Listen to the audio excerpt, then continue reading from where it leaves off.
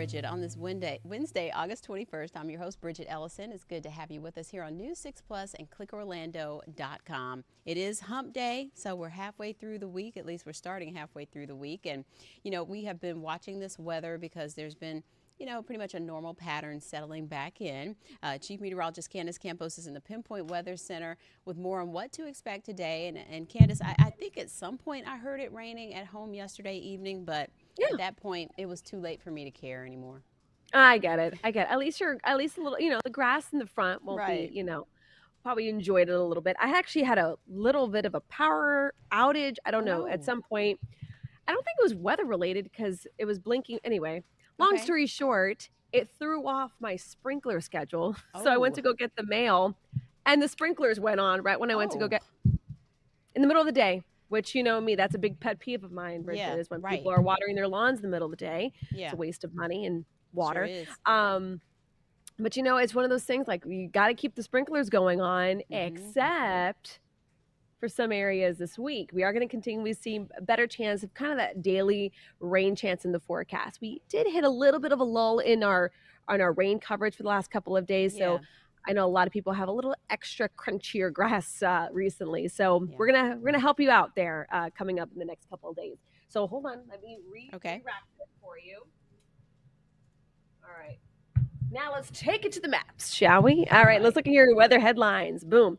We have a stalled out front, Bridget, that is going to be staying just north of our area. And I like to compare a cold front to a squeegee. So when you squeegee like a window, Yeah. and you Shower have door. behind, yeah, or a shower door, exactly.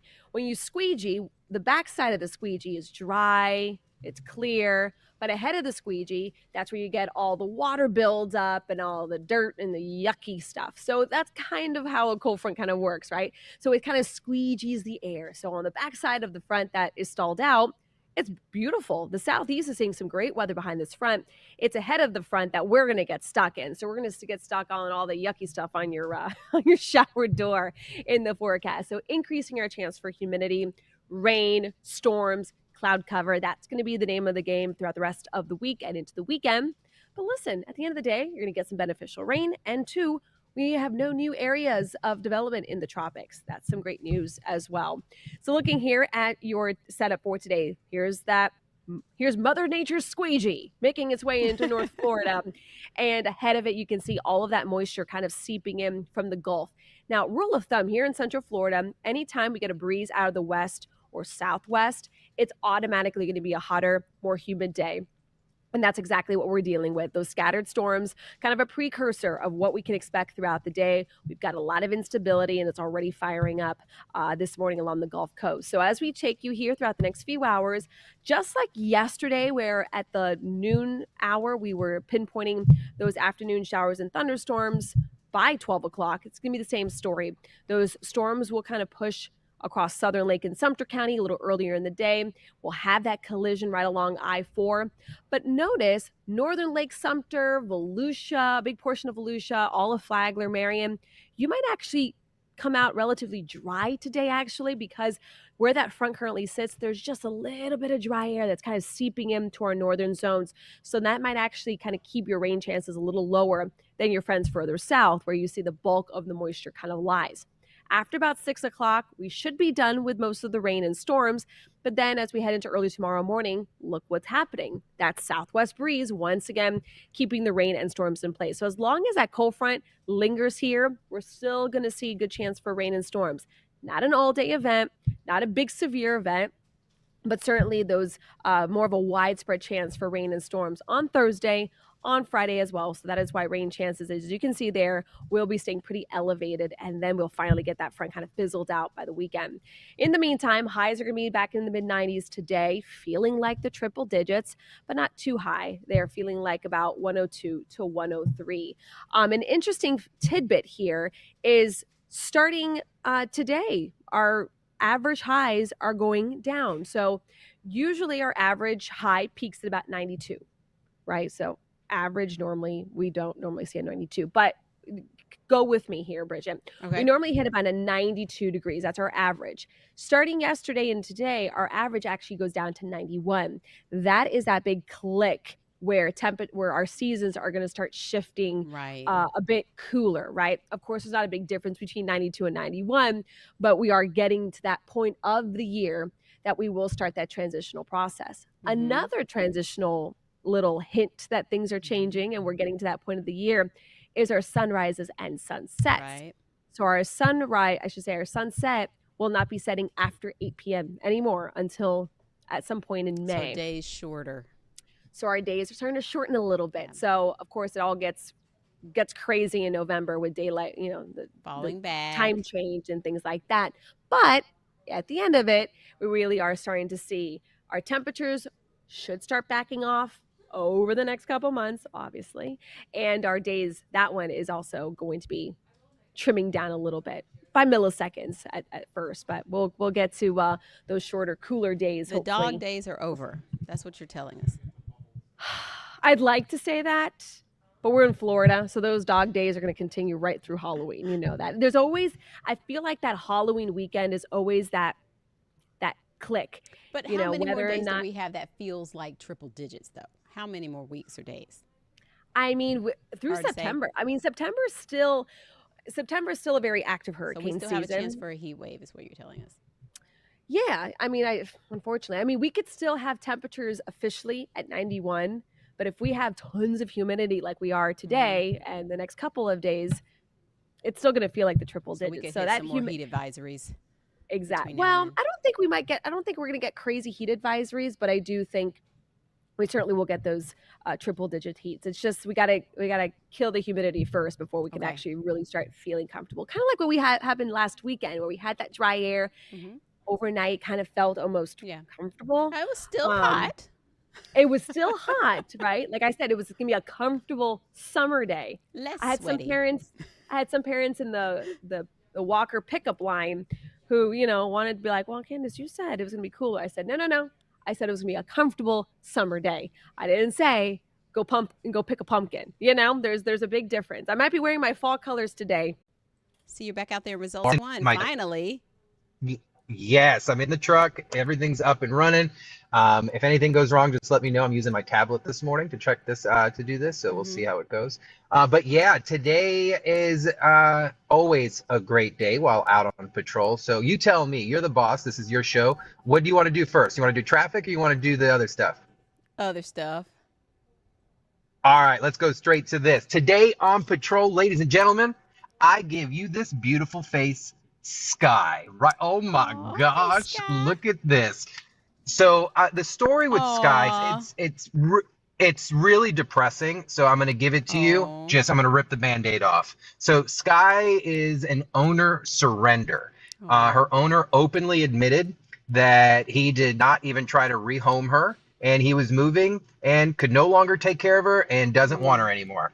I almost get choked up thinking about it. But he had her for 6 years, and just like that, she was given up. So Sky came in looking very rough with some skin issues, some small things here and there, and some hair loss. But from her first day, she has been nothing but sweet, calm, and extremely intelligent, I'm told. She picks up everything. She knows commands. She's gentle. She gets along with dogs, people. I even spoke to them, and they're like, she even likes birds. And I was just like, what? So I will be seeing her today. Look at that face. Like, those eyes. Funny part is, I sent it to a friend of mine. She has a dog that looks very similar to this, but gray, and his name is Sunny. So I was like, you need a Sunny and a Sky at your house. And she's like, don't do this to me right now. So today we are going to head over to Orange County Animal Services. So I can bring you Sky personally. I'm going to meet Sky. We're going to play with her and just have a good time. She's a big girl. She looks like she's a bigger sized dog. But, Bridgett, I think the underlining story to this is the mentality that people must have when they are bringing a pet into their family. It's not like you would ever even think that, I've got to move. I got to leave one of my kids. Like, that's not an option. And that is the exact same thing when you have a pet. These animals have souls, they have They have personalities, and they are amazing companions. So when this kind of happens, it breaks my heart, but we are going to find the right family for Sky, and we're going to do the right thing today. So her first vet visit, if you're interested, is sponsored already by Web Engineering. Web Engineering said they will pay for the very first vet visit to get everything done and checked. And I'll tell you, if you go and adopt her, I will cover the adoption fee. Oh, So yeah. she's available out there. Her number is Alpha 439699, and she's on the website. But you could just go there and be like, "Hey, Trooper Steve featured a dog today, and I want to meet that dog," and you will get to meet Sky. Oh, such a pretty girl. Yeah, sounds like a good companion for just about anybody. So she sounds like she's Yeah, very easygoing and a really good fit anywhere. especially when you get a personality like that Mm-hmm. that's calm and that type of big dog, and to have the intelligence behind it. She Mm-hmm. knows all her general commands: sit, Yeah. stay, paw, Shake, roll, yeah. love, shake it up, So, well, I all am looking that. forward This is to going today, so looking I'm forward to a happy update on that and seeing more. That's coming up at 10, you said? yes, ma'am. 10 a.m. So I'll give you some traffic real quick. We're Yeah. actually doing pretty good out here this morning. Um, you don't want yellow bars, so I won't go color bars. So I'll move on to that. So there's not much going on here on the road, but I forget, maybe Bridget, I'm not sure, but in the southeast corner of Lee Road and OBT, there's a large ball field there and a park. Yeah. There is a vehicle that ended up in the water out there. We're Oh. not sure the information about it, but if you happen to drive out there, it's not going to slow you down because it's off on the private property and not affecting the roadway. But earlier, the visuals were pretty intense. We do have a crash at Colonial and what looks to be, what's that intersection there, right there at Hiawassee. But everything's been cleared out. Just watch out because there's going to be a trooper and those two crash victims off to the right-hand side. Fairvilla, Fairview Shores, and I-4, not too bad this morning, but where are the delays? You could guess. Champions Gate, 535, Poinciana Parkway, Poinciana Boulevard, Osceola County. So just be careful. I'm really surprised we're not seeing any crashes. So your drive times, Champions Gate to 408, 35 minutes. Yesterday when we did this, we were at 39. So, hey, I'll take 4 minutes. Outside of that, opposite directions from Seminole to downtown, 28. Now that's a high one. And then the opposite there, you can see 24. If you're headed towards the airport this morning, I can give you your drive times. I just can't give you your flight times. So Claremont is about a 50-minute drive if you're coming in from Claremont. If you're coming in from East Orange, about 10 at the top of your screen. And from Kissimmee, a 34-minute drive. Now, Bridget, before I let you go, listen, yesterday, I don't know if you saw it, yesterday afternoon, we put out a few push alerts. I-4 became a disaster in Oh. Seminole County yesterday, right around 3:30, 4 o'clock, where they shut down east and westbound over in the Deltona area for a massive crash. Oh. In that area, every day, we do see that eastbound traffic. It's very dense. People, the biggest thing I can say is people need to begin to increase a following distance and watch their speed out there because it Mm-hmm. involved a large semi truck with multiple Mm-hmm. cars, and that kind of just sets off a chain reaction. People just need to be so aware, especially during these morning and these evening commutes, because my buddy was trying to leave my house. Went to Decision Tactical yesterday, had a good time, and he lives up in DeLand. It took him 4 hours Oh to get no. home. And so was there like Okay. no way to get off at that point to take back No roads? Just way. kind of There was no stuck, exit. large stretches Yep. where you're stuck. They need, and so is Because there a then plan everyone to was trying to go expand through. express through there?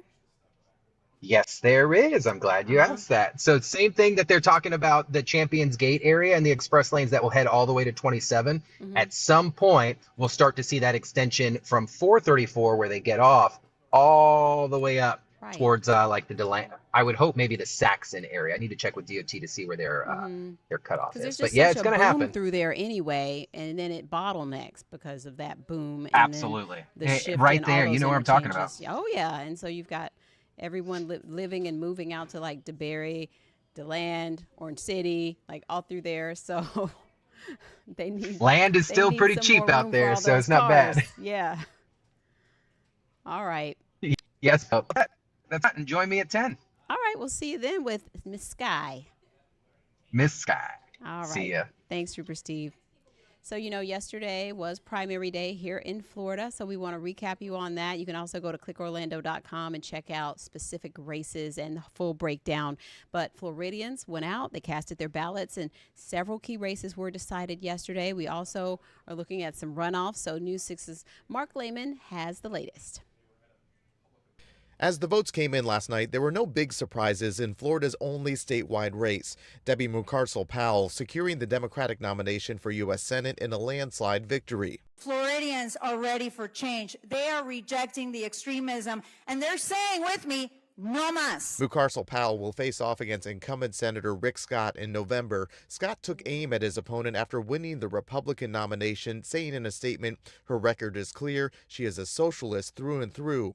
In local races, Sheriff Marcos Lopez won the Democratic nomination despite recent controversies. He'll face a GOP challenger in November. We have the best interest at heart, and we're going to continue to work hard for you until November. And after November, we'll continue to work hard for 4 more years. In Seminole County, Supervisor of Elections Chris Anderson was defeated by school board member Amy Pennock. That came after a heated political battle that included accusations of election law violations. And in Orange County, election workers are preparing for a recount of the race for District 1 County Commissioner. Incumbent Nicole Wilson and newcomer Austin Arthur are only separated by a handful of votes. And again, you can check all of that out at clickorlando.com for the full breakdown from results 2024 yesterday. So we'll take a quick break. We'll be back with more top headlines.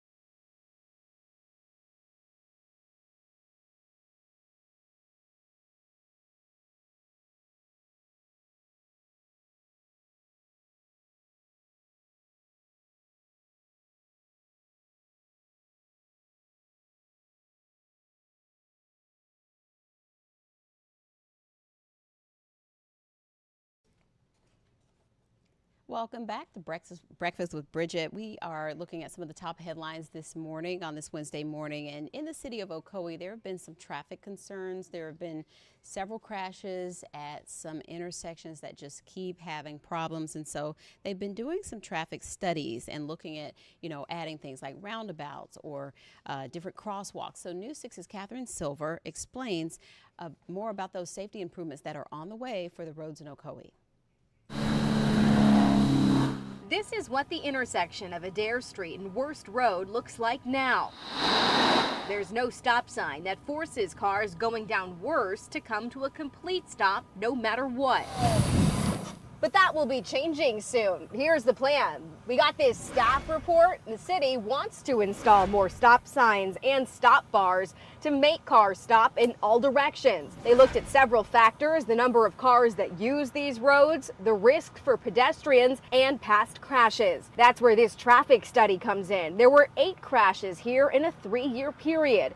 In 5 of those, an all-way stop could have helped. That includes one crash where a boy was hit on his bike. He walked away with a scraped elbow and some soreness. To know that that's your child on that video, it's heartbreaking. His mother told us back in 2022 that she wanted changes. I would like to see a 3-way stop. I actually would like to see a pedestrian crosswalk with the signals and all that. That's when the city added this pedestrian crossing. They say it made this intersection safer, but adding stop signs here on Worst will get even more results. And there's more safety improvements in the works. The city also plans to make this intersection an all-way stop at Orlando Avenue and Montgomery Road. I'm told the money is already in the budget. All they need is approval from the city commission, and it's on the agenda for tonight. In Ocoee, I'm Catherine Silver, getting results, News 6. So that's good news for those really concerned like that mom about safety in the neighborhood. Even though it is very busy, the safety definitely helps. So now we want to get to Starliner and an update there. After spending nearly 3 months aboard the International Space Station, astronauts Butch Wilmore and Sonny Williams will need to wait until at least the end of the month to find out when and how they might get back home to Earth safely. NASA says the Boeing Starliner spacecraft will undergo 2 important reviews before they decide exactly what to do. Engineers are working to figure out what caused the thrusters on its journey to the ISS to malfunction, and NASA admits it may be a while before they can return home logistically. So if they return the Starliner capsule without the astronauts, Wilmore and Williams will have to stay on the ISS until February 2025. That's next year. So we'll keep you posted on the plans with Starliner and with the astronauts as soon as those updates become available. We're celebrating the Lake Mary All-Stars this morning. They pulled off a win, and now they have another game ahead of them to stay in the Little League World Series. And News 6's Justin Wormuth is there. He's been there with the team this whole way, and they are still pushing to get that title. Here's Justin. Well, it didn't take long for our boys from Lake Mary to get back to their winning ways. In a do-or-die game, their backs against the wall, they still play with that swagger and confidence we've all come to know and love. Now, it was a tight game up until the last inning, and then this happened.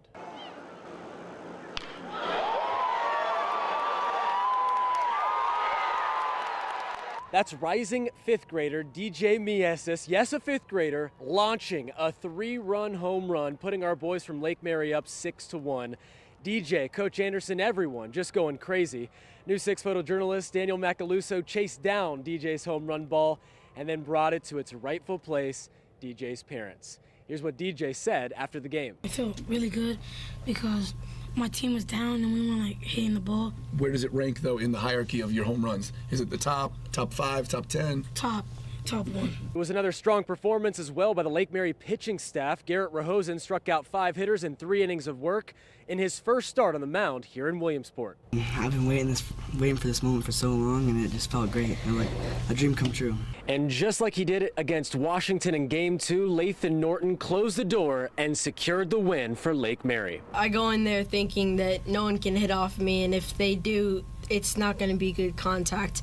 And so I just do what I do. Lake Mary's next game is tonight against Hawaii. First pitch at 7 o'clock. I can tell you the boys are ready to play some more baseball, and I'm ready to watch them. For now, reporting in Williamsport, Pennsylvania, Justin Wormuth, getting results, News 6. Man, this is getting really nail-biter, but we're pulling for the All-Stars. We'll keep on watching and rooting for them.